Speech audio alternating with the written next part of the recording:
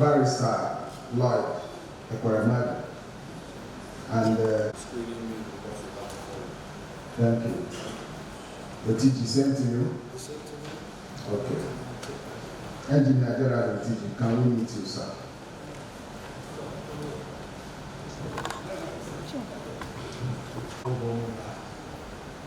Sorry? So I'm on Enugu. Just one primary school in Enugu. Japa secondary school, comprehensive school in Onitsha, and Fuller Comprehensive Secondary School in Enugu. So I was born on the 31st of March, 1966, here in this city of Enugu. That's who I am. My resume is in those files, Mr. Chairman, and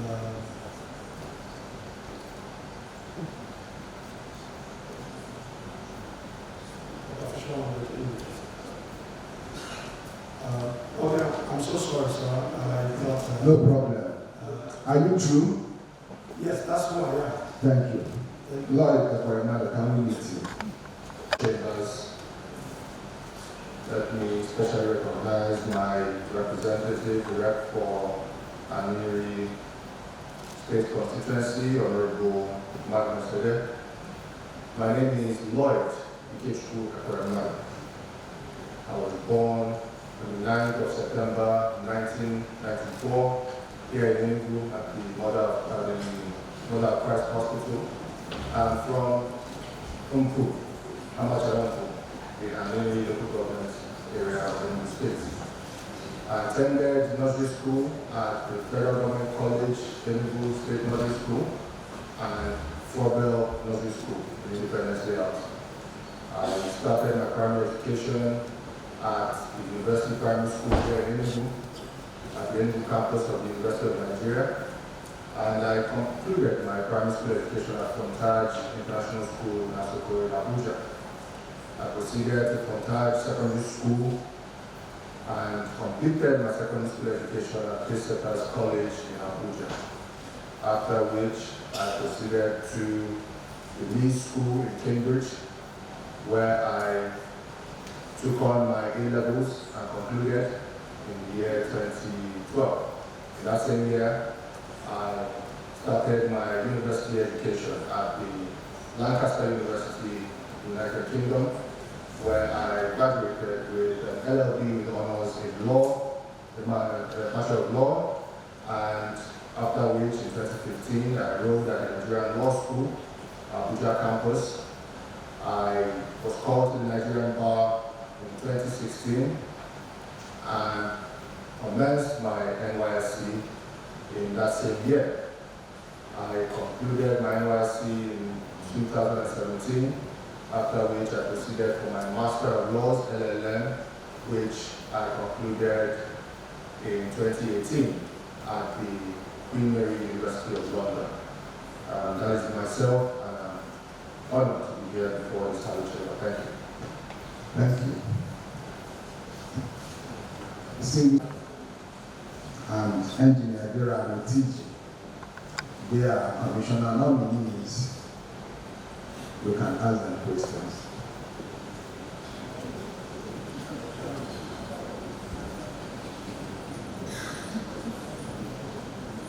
Honorable Harrison Malgara.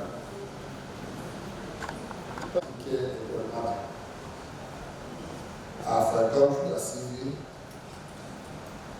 It's not out of place to say that we are talking about not too young to serve. We are not too young to serve. But my worry is you're a lawyer. And assuming you are issued with the certificate of the appointment to be the Attorney General or the Commissioner for Justice in Enugu State, what shall be your template for legal reforms in Enugu State? That's one. Two, these days we see government cherry picking about court orders to obey and those not to obey. As the commissioner of commissioners, which we most refer to the commissioners, because you are the coordinating, you appear to have a coordinating effect on all other commissioners. How will you get government to obey orders and institutions to also obey orders? The third one is, if you become the Commissioner for Justice, how will you foster the intergovernmental relations, what I mean is between the executive, the judiciary, and the legislature? Sorry, Mr. Chairman, if you kindly permit me, let me just one question to Otiji. Go ahead. So, Mr. Otiji, thank you for coming. You are an engineer of a great repute. Give us insight into what will make Enugu have energy, sustainable energy that will drive our economy. Especially this time when you know that the GDP of Enugu State is less than $4 billion. And if you look at the ranking of Enugu State in terms of GDP, we are top to the last. It is not a good record for a state like this. And possibly this has to do with the fact that we don't have industries, or when we have industries, they are not doing well because of lack of energy. As an engineer, what do you do to show up? Look at Imo State. Imo State is about $10 billion, Anambra is about $30 billion, and state like Lagos, $100 billion. We are less than 40 in the last 10 years. What will we do differently to shut up our GDP? Thank you. With your kind permission, I will actually deal with the issue of reform. Because Go ahead. Thank you. Thank you, sir. Well, there is a current question on the issue of prison congestion. Now, I will start to answer the question on legal reforms by dealing with the question on the congestion of prisons. Now, by any measure, there are different reasons why prisons are congested, why there are more people in prison than ought to be in prison. One may be the issue of inadequate prison facility. We need to expand the prison facility. The other may be the issue of lengthy sentences, unnecessary. And then you have the issue of people being held in prison who ought not even to be there. Now, to proceed, I will, if given the honor to serve as Commissioner of Justice, Attorney General of these great states, we will be looking to congest prisons by one, liaising with the judiciary to institutionalize alternative penal systems, such as community service and even early release for people who are convicted and sentenced to prison. On the other hand, as it borders on even violation of human rights, the Constitution provides that a person who is an accused person ought not be kept in custody for more than 48 hours before being brought before a court of law. But we find that this constitutional provision is not being upheld by our law enforcement agencies. Under my leadership, God willing, I will see that our law enforcement agencies and the justice administration system of this state ensures that persons are brought speedily for their trial, have their day in court, and either be found guilty or not guilty. Now, there are powers that the Attorney General of the state has by virtue of the Constitution. One of those is not a prosecutor. We will have to review a lot of the cases that are being prosecuted.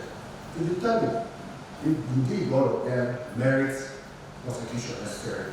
And those of them that do not, we go in there, exercise the power of prosecute and terminate those prosecutions in order to, again, relieve the burden on our prison system. Like I was saying, we need to institutionalize some alternative methods of punishment. All these young people, you look at the prison system, it's not necessarily reformative. We want to have a reformative justice system, not one that is merely retributive. If we have a reformative justice system, we'll be able to rehabilitate a lot of these young people so that people do not spend too much time in prison. You serve community service and on good behavior will have evidence. That way we reduce the number of people in prison. Other issues that will be dealt with as far as prison reforms, as far as legal reforms, will be to do with particularly the financial autonomy of the judiciary, and then of course the access to justice. As someone from, I need not come all the way to Enugu State just to seek redress, to Enugu's metropolis just to seek redress in the courts. We must extend the justice services to our people all over the states. We must also look at digitalizing the court system. As a lawyer, a practicing lawyer of 8 years standing, I find that in my experience, when you're in court, you are addressing the court, you have to wait for my lord to write, then it says continue, then we continue. These are some of the things that slow down court proceedings. We must therefore digitize the court system for recording, the filing system, the case management system. All of these things must be digitized for speedy dispensation of justice in any state. There are a few other things, but I will not address them. I won't go into them so that I can address some of the other questions. There is the issue of obeying court orders. I have been on the receiving end of court orders not being obeyed. So if I were given the opportunity to serve as Minister for Commissioner for Justice or Attorney General and Attorney General of the state, I will ensure that court orders are obeyed. Because court orders are sacrosanct. I'm a respecter of the rule of law, and I believe that the executive government, His Excellency, being a lawyer himself, he will give adequate support to the obeying of court order and rule of law. It will be a standing order in the ministry and across all the law enforcement agencies that this is the new order of the day. I'll come to the question of intergovernmental affairs. I've spoken about financial independence of the judiciary. The Constitution also provides for financial independence of this House. As Attorney General or Commissioner for Justice, my number one duty as the Chief Law Officer of the state will be to provide well-researched and adequate legal opinion and legal advice to the government. Now when we say government, we don't just mean the executive, because government is made up of 3 arms: the executive, the legislature, and the judiciary.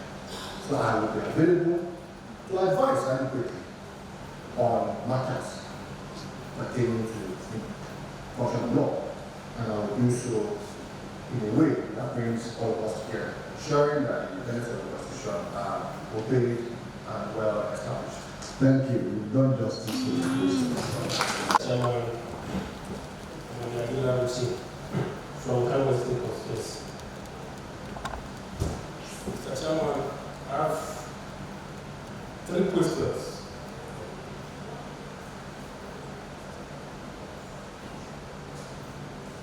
For Engineer Otiji.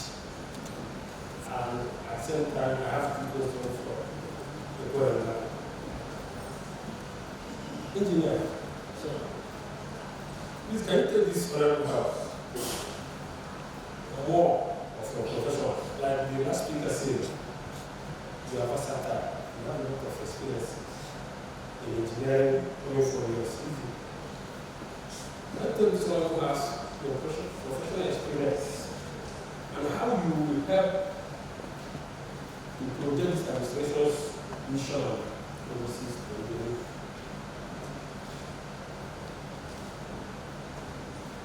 Right, I think. Yes. Second question. No during campaign, His Excellency, Governor of Enugu State,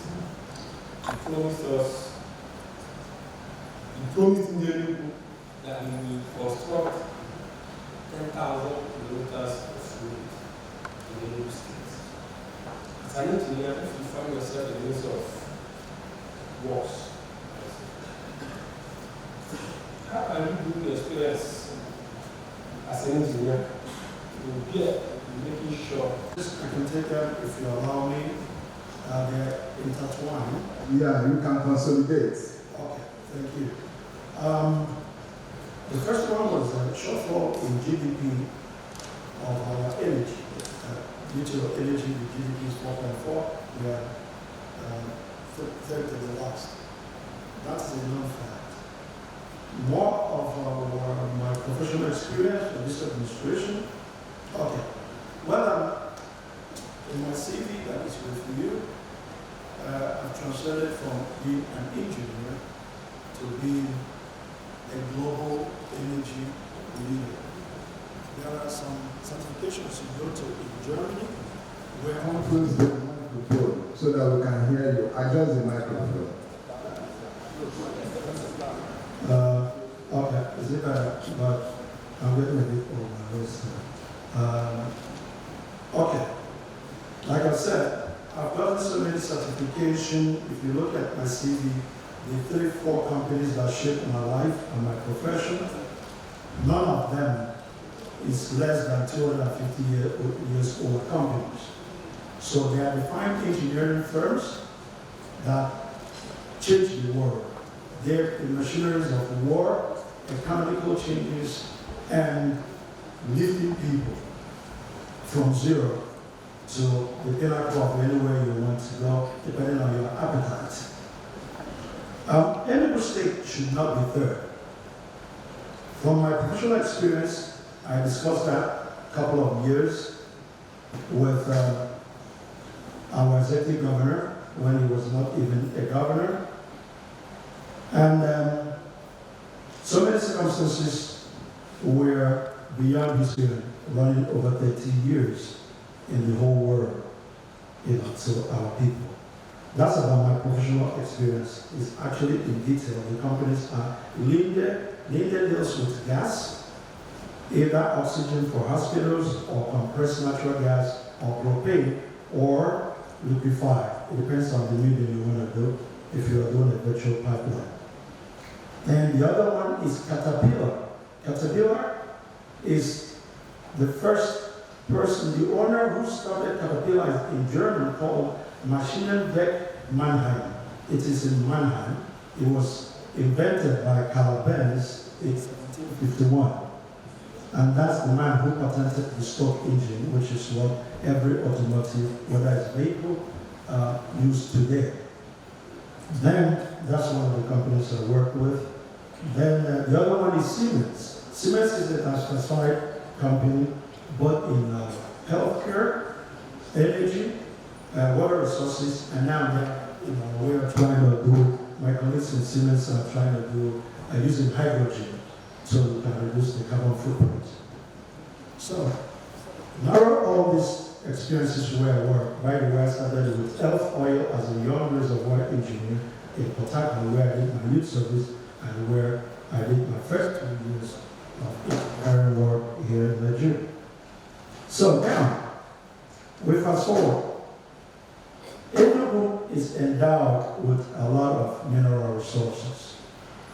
Apart from Enugu where we're seated now, which has an earth crust, if you look at the GIS mapping of Enugu State, you'll find out from our border towns from Kogi, Anambra, through Oji River, also to Nkala area, they have undulating gas reservoirs.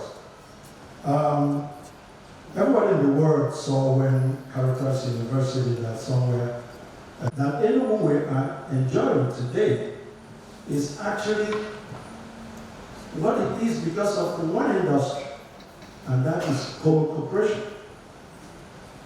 So if we can harness another one industry somewhere outside Enugu, I leave it for your imagination what's going to be in the next couple of years.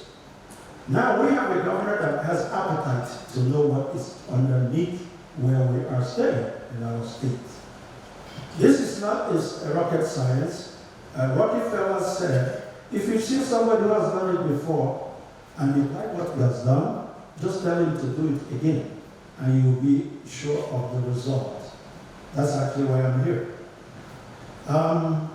So my professional experience and how we can use that to lift the GDP of Enugu, that is one point.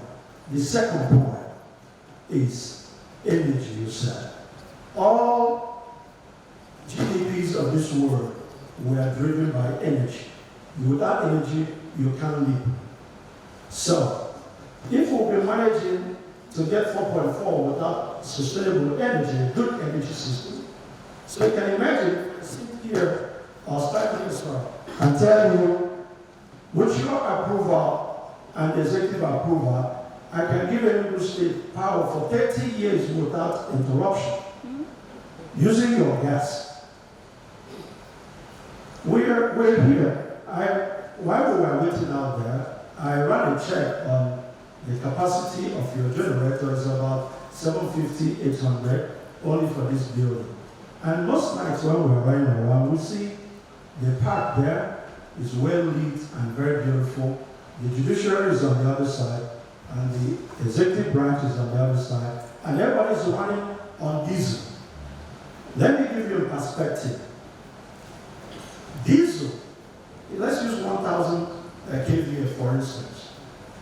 1,000 kVA, I think diesel is about 600 naira.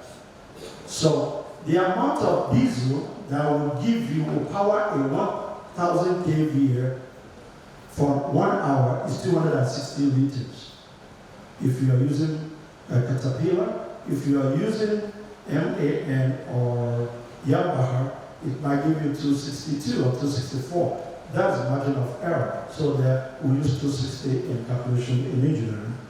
So if you want to run for 24 hours non-interrupted, what it means is you apply the price of 260 liters by 600 and multiply by 24, or you multiply by 8,760. That's the number of hours in a year.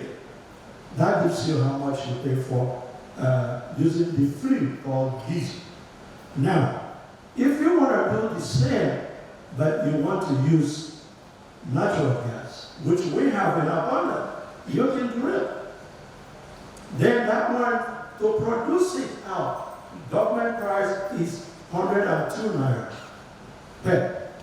But what you need to drive 1,000 is actually 38 liters if you convert the standard cubic meter into liters. So if maybe because of your engineering and sorting out whatever you need to sort out, it is 200 naira. So you multiply 38 by 200 and multiply by 8,760. That's what you're going to use to power apart from your capex or buying the equipment in 1 year. So what are we proposing? What I want to propose to Enugu is, let's do a cluster. The 3 senatorial zones, we have 50 megawatts and using gas. By the way, there's gas that we can get at 137 naira from Ibadan, Ibeto Group that are compressing.